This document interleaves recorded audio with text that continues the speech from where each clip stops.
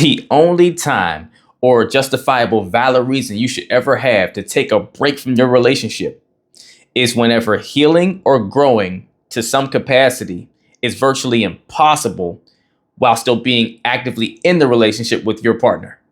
So in this video, I'm going to break down for you the key things you may be experiencing or signs that says maybe it would be beneficial for you to take a break from your relationship with your partner. I'm going to break down what you should not be using a break for and the things you shouldn't be doing during a break, and how to actually go about doing a break the right way so that actually it can benefit and actually be effective for your relationship and make you guys stronger than ever when you come back together. The first sign that lets you know a temporary break may be good for you is if the relationships become so toxic for you that you can't even think clearly, or if healing just does not seem to be possible while still sharing the same space with your partner. If it feels like, every time you try to work on things you're trying to heal through and work past, every time you see your partner, every interaction with them, it just kind of makes it impossible for you. You just keep getting sucked into the same toxic cycles and same arguments and the same painful thoughts, and you just can't shake it, can't escape it. Then you may need to take that break, right? If the environment around you in that home with your partner, or just the energy that's usually in a room when you guys are together, is at such a, toxic, poisonous space to where you just cannot get your mental back under control, right? Like your mental well-being and your emotional well-being are heavily impacted to where you just can't get back on that horse, then an actual break might be exactly what the doctor orders for you to be able to recalibrate and get back to a base, neutral, and more productive headspace, even for your physiology, right? Physical, mental, and emotional well-being, to get yourself centered right again so you can be better for the relationship, to be more of a contribution to it versus someone that's going to be sabotaging the relationship. You may need that break and time away from your partner to reset. Your next telltale sign is if insecurities, traumas, or past wounds are causing destructive patterns in the relationship. If you notice, because you do have some inner things to work on with your insecurities about yourself, right? If you do have some past deep wounds of trauma that have carried with you, or just, things that you've been hurt from in the past that you never fully, truly healed from, and you see how they're kind of triggering you and moving you into operating in ways and having patterns of doing things over and over again that doesn't represent who you want to be, and you can tell it's not helping the relationship, then staying in that dynamic with your partner as it is only going to keep exposing the trigger. It's not going to help you actually work on it. And where, yes, it's great to say, hey, well, if my partner's exposing this for me, isn't it great to have them around to work through it? So you could say yes, but that's if you and your partner have the tools to do that in a constructive way, to where it doesn't wind up destroying you guys while you're trying to stay in this together, while you really need to have time to work on that thing and isolate the situation. See, whenever someone triggers you in a certain way and it brings something out of you, that's one thing, that's a one-off.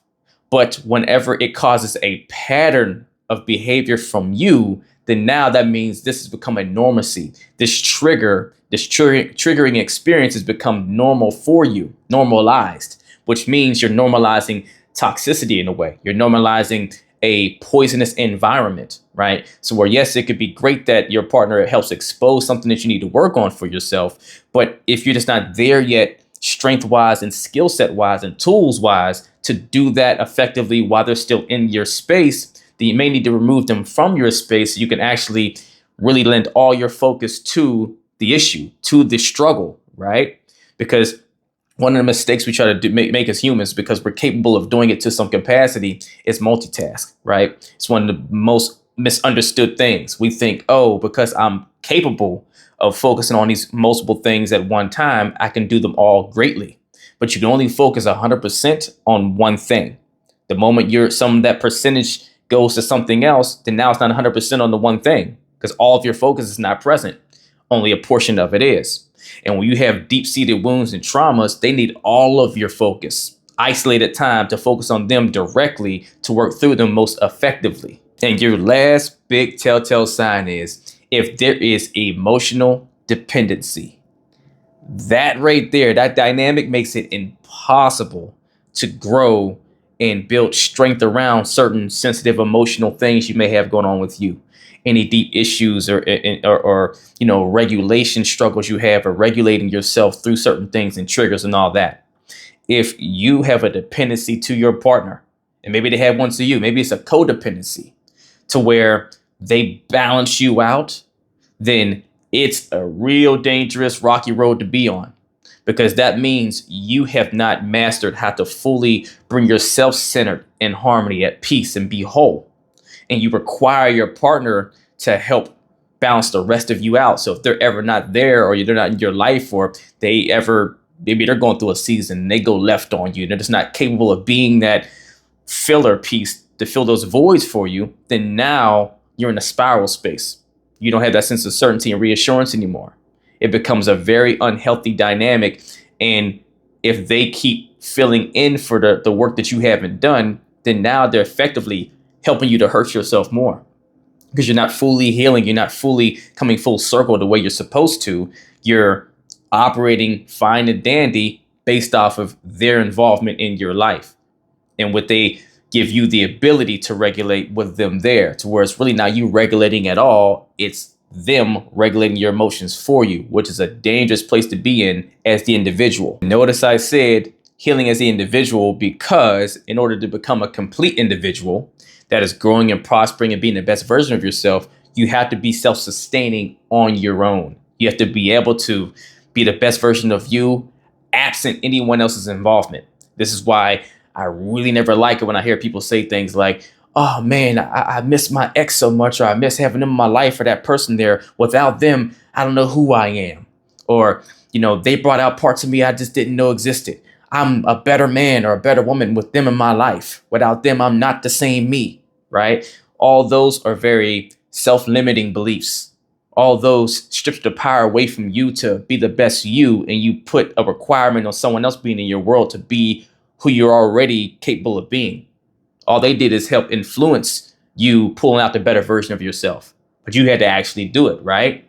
And so whenever you have a dependency on your partner, then it inhibits your ability to grow fully autonomous, to be the best evolved version of yourself as a individual that you're designed to be, because you're placing some of the requirement for your very being in the hands of needing your partner to be in the equation in order to be who you already are, right? It's a psychological mind trick we do to ourselves. Yes, do our partners sometimes bring great influence and help us to discover things about ourselves we weren't aware of, or didn't see, or didn't pour into? Absolutely. But they are not the source. You are. They just are the stimulant. Big difference. But if they're the stimulant, you can always reroute and rewire it, which you should. Rewire that stimulant to yourself, to where you don't need them for you in order to be this person. You are this person, but you love that they help add on to you being that person. They help you flourish and be that individual more. Now let's get into what a break should not be used for, what it should never be used for. And one of the reasons why I never champion for people to take breaks. See, a break used appropriately or properly can be a beautiful and a great thing.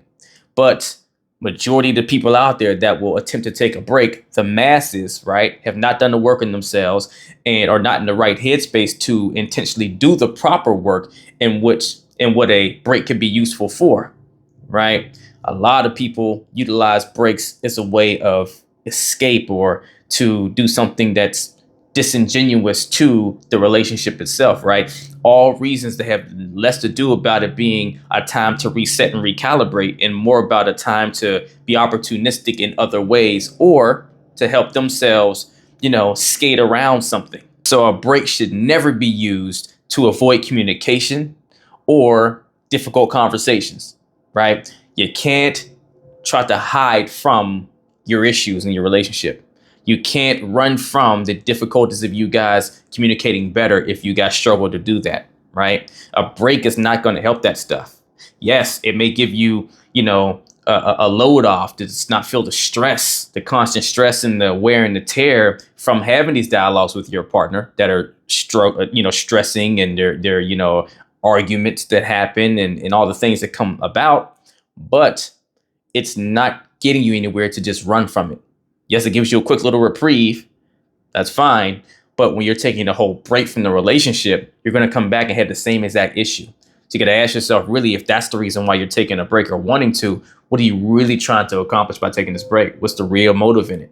Because you're not going to come back with a whole new, fresh game plan and just new solutions if you're not talking through those solutions actively with your partner. The next thing that hopefully should go without saying, but I'm going to say it just in case anyone's not thinking it or just to make sure we're covering all our bases, is a break should never be used as this, two-faced way to go explore the people, to go test the waters out there, see if, you're making the right decision being with this person, right? That's not what a break is for, because the very idea and basic general sense of a break is an opportunity to work on something in respect of the relationship, not to, vet in a new potential partner or vet them out, right? You should already know if you're with the person you should be with or not, right? And if you're solid and satisfied in that. It's just that you guys maybe are having some issues. And to be honest with you, that's how a lot of people get caught up with that 80-20 rule, right? To where they're maybe upset or they're going through a season of struggle with their partner to where there's that 20% they're missing. And they're so blinded by the 20% that's missing because it's painful, it's like uncomfortable, whatever it is, that they're overlooking the 80%. And because maybe they do keep arguing all the time and they can't seem to be on the same page, then it's really frustrating and they get kind of emotionally drained, get worn out. And what they'll do is they'll say, let's take a break. Let's just kind of reset. But in the back of their mind, it gives them an opportunity because now they're not committed to the other person anymore. And they'll start looking for that 20% they were missing until they find it, right? Maybe they'll find that 20% in someone else. And then that's how you wind up leaving your partner you're with, monkey branching to someone else, and you're getting that 20% until you look up one day and realize, oh my gosh, I'm not getting the 80%, but I have 20, and you're more miserable than ever, right? So breaks are really tricky whenever you're not doing them for the right reason, the right intended reason. So I hope you never go using it as an opportunity to go explore someone else. And if that's the case, look, it's no judgment to you, but you probably don't belong in the relationship you're in right now if you're still considering exploring other people. You should probably just take a step back altogether and say, hey, maybe we just don't work, or let's just go explore other options and, come back together if it makes sense or something. But don't delude yourself by going to go on a break with an intention of actually exploring other people and thinking you're being genuine to your relationship or you're actually giving it its best chance to work, because that's exactly the opposite. Next thing, you never use a break to see how much your partner really cares about you, right? See if they'll chase you. See if they'll recognize your worth, right? To where you want to go on this break to help validate and prove to you that they actually love you the way they say, right? That's a very ineffective and toxic way of going about it if that's what you're trying to use a break for, right? Just as much as you should never use a break as a way of trying to punish your partner to where they care about you, but this is the way you want to get them to get in line, right? Start acting right. Or I'll show you. I'll just break up with you or go on this break and take a step back and scare you, right? Make you feel that fear of potentially losing me. And you'll get your act together, right? You'll straighten up. Another very toxic reason and manipulative, actually, to go on a break. If you have to use manipulation in an unhealthy way, in a negative way, coming from an unhealthy space or, negative intent. And then when I say negative intent, I mean something that is going to directly cause a painful or unpleasant experience for your partner, and you're intentionally doing it to get some sort of a result. That's manipulation in one of the worst ways, because all of us in some regard manipulate our partners. And when I say manipulate, I don't mean the negative sense, right? It's not an intention to, manipulate your partner to some sort of a toxic or unhealthy outcome. But whenever we speak our beliefs, when we continue to, voice our opinions and we want our partners to agree with the opinion or at least work with it, it's manipulation in a way, right? It's conditioning to some regard by just being who you are versus an intent to try to control or puppeteer them.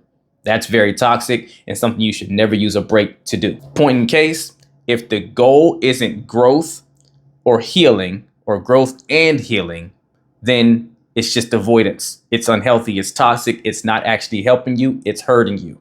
And now, how you do a break the right way. There's 4 key areas that you need to focus on in order to do a break successfully and to your actual benefit, right? And the first thing is set a clear purpose. What personal goal or healing are you trying to accomplish or work on during this time, right? Get clear on it. Is it you're trying to work on your insecurities and things that you keep noticing, keep, coming up in your patterns in the relationship and it's not helping the situation? Is it you trying to get over something that your partner did? Yeah, you guys been talking through it and they've been willing to work through it, but you've been having a hard time trying to get past it or let some of it go with them in your space constantly. You just need, some separation time so you can actually fully process and release and let it go to come back fresh to your partner, right? Or is it maybe you trying to just build your ability to rely on yourself more? Maybe you recognize the weight and the burden you feel you kind of put on your partner because you have too much emotional dependency on them. You rely on them for too many things that realistically you should be taken care of on your own and shouldn't have to have the pressure on them. And you can see how tired and exhausted they're becoming, even though they love you to pieces and want nothing but the best for you and want to be a support to you, to where you're taking this break to give yourself time to really work on the things you need to work on internally so you can actually be more of an equal partner and contribute to the situation versus just, I don't want to say taking advantage of, but being the person that has to depend on your partner so much to where you don't feel like you're pulling your weight in the relationship, to where you're kicking yourself and getting down on yourself and your partner's getting burnt out. And even a big one I want to throw in there is maybe you recognize you have some deep seated, mommy or daddy issues, right? Or some deep traumatic event that happened to you in the past that you recognize is making it impossible for you to fully trust your partner the way you want to, even though they try to do all the things to show you that they're trustworthy and you have no reason not to. Things like that are great reasons to take a break, to really work on you, because it really what it says to your partner and to yourself is, one, I love myself enough to, pause this relationship so I can actually make sure I'm right. But I also love you and our relationship enough and value it enough to where I'm willing to take a step back to get myself together first so I can be an active contribution to the relationship and to us succeeding and being able to live happily ever after together versus being selfish and just not wanting to let go and wanting to hold on to you selfishly because I'm scared if I do let go and go work on myself, you'll be gone, right? I'm willing to love on myself and us enough to where I'm going to do this for me first and for us second so we can benefit together. Second thing you got to do is set clear boundaries. Are you both communicating through this time period or is it no contact, right? Is dating other people off limits or are you allowed to talk to other folks? What are the expectations? Set the perimeters. Make sure it's clear, concise, zero confusion. Now, I'll go and say this. If you're taking a break to really work on healing and growing in some capacity, then more often than not, there's no reason to be talking to other people, right? You should be focused on yourself, not focused on, seeing what else is out there. That's kind of counterproductive, like I talked about earlier, to the goal. But if you're in a scenario to where part of the reason why you feel you need this break is because maybe you and your partner both feel like maybe you've rushed into this. You love each other or it's been good in some ways, but both of you have this underlying feeling that maybe we're not meant to go the mile and we're not sure. We want to figure it out, right? Or maybe you're in a space of you love your partner a lot, but you feel there's still some self-discovery for yourself, that you haven't done that you need to do. And maybe obviously going into this relationship, you didn't think that there's all this work you need to do on yourself. You thought you were great and you're, going to fly the straight and narrow as best as you could. But along this journey, you're realizing, I'm not sure if I know I loved you and I wanted to be with you, but I'm not sure I knew myself enough or know myself enough to actually make that decision. Maybe something during the relationship is it's shown you that You don't know everything you need to know about yourself and aren't fully sure to know if you're sure about investing into your partner further for the long haul. And maybe that's been a part of the reason to why you guys been having so many issues, because you're starting to learn you don't know if they fit you best. And in order to figure that out, you need to go out there and explore yourself. Maybe that's a thing too, right? But if that is a thing, then it sets the dynamic different and expectations different based off of this break versus it being, like a 1 week to a few days of a break to it being a few months or something like that, right? It changes the dynamic significantly. But it's important to set those ground rules because, again, some people use those breaks as, hey, we weren't together, and they use their own interpretation as to what that means. And one person does something that the other person feels heavily violated by because they didn't discuss and weren't on the same page about what was okay and what was not during the break. And the third thing you got to do that piggybacks off of the last one I was just talking about is set a time frame, right? A break without an end date is not a break. It's a slow breakup, right? If you don't set any parameters for, okay, how long are we planning to do this? What's the expectation here? And it's that loose, then what you're really doing is in this indirect and not living your truth way, setting up the foundation to slowly slip away and not have to come back together with your partner, right? Maybe you're doing it. Maybe both of you are in this headspace and no one wants to be the bad guy to break you guys up and make that final call. But that's effectively what you're doing. I don't know any world where something or someone I value a lot, if I had to take intentional time away from that thing or that person, will I just say, oh, I'm just going to go work on some things until further notice, right? Because I wouldn't want the chances of that person I value to then now be elsewhere with someone else and I lose that person. So whenever you fail to set a time, you're pretty much setting up your breakup.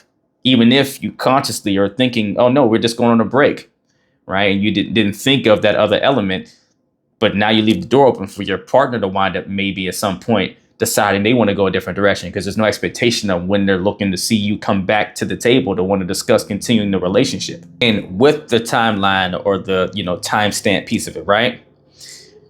You want to also ask yourself, what's appropriate for my circumstance? Some people are, in the whole marriage, living together, kids and everything else.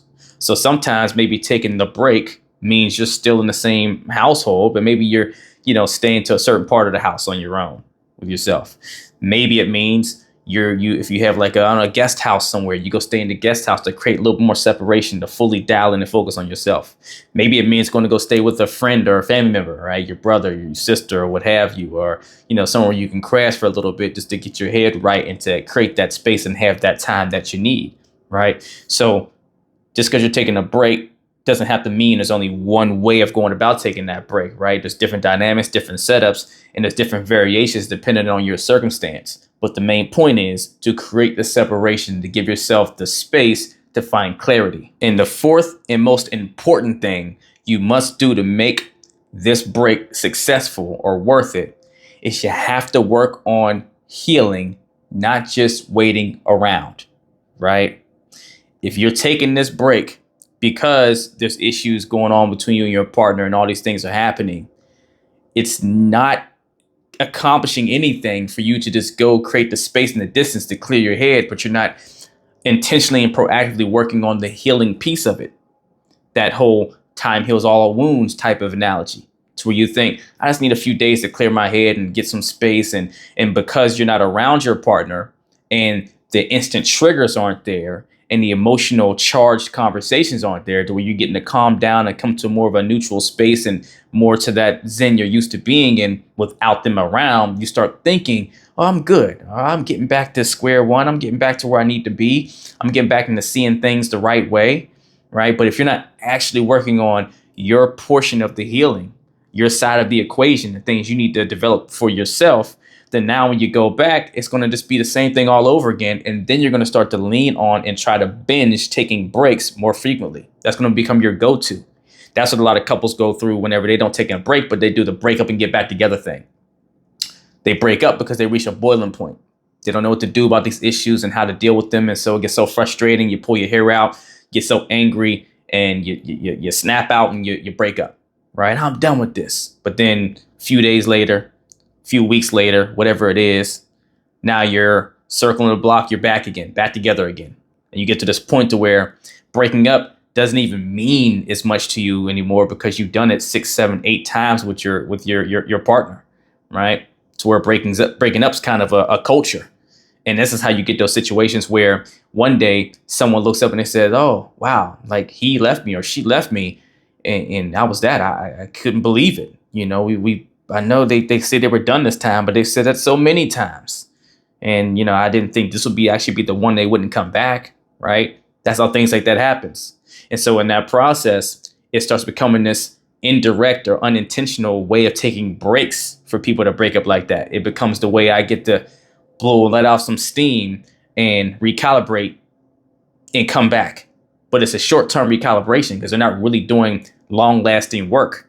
They're just getting a way to clear their head and go get back to some sort of a zen. Then they go right back into the same scenario with the same circumstances, the same patterns, the same issues that brought about the breakup in the first place. And it just rinse and repeats the cycle. And it becomes very toxic and destructive for them and anyone else around them. So a temporary separation from your partner is only if healing is not possible while in the relationship.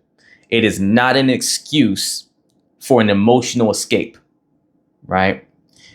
If your focus is not clarity and growing, right? It's just avoidance. And you're ultimately sabotaging your own endeavors and goals and doing the break in the first place. To where you might as well, and you're better off just taking a step back and just breaking up if it gets to be that. If you need help deciding whether a break is the best option or not for your relationship, so you can truly work on yourself and your partner can work on themselves so you guys can come back together stronger than ever, and you want to help learning the tools and how to do that as well, then email or DM me the word coaching and we will get to work as long as you're truly ready to put that work in. If you're not ready for one-on-one coaching, don't have the time, space, or maybe even the resources, then at least email or DM me the word revival to join my Relationship Revival Hub community where you can learn the same things I teach my clients one-on-one at your own pace on your own time. Either way, do something to get in the race. Let's get it.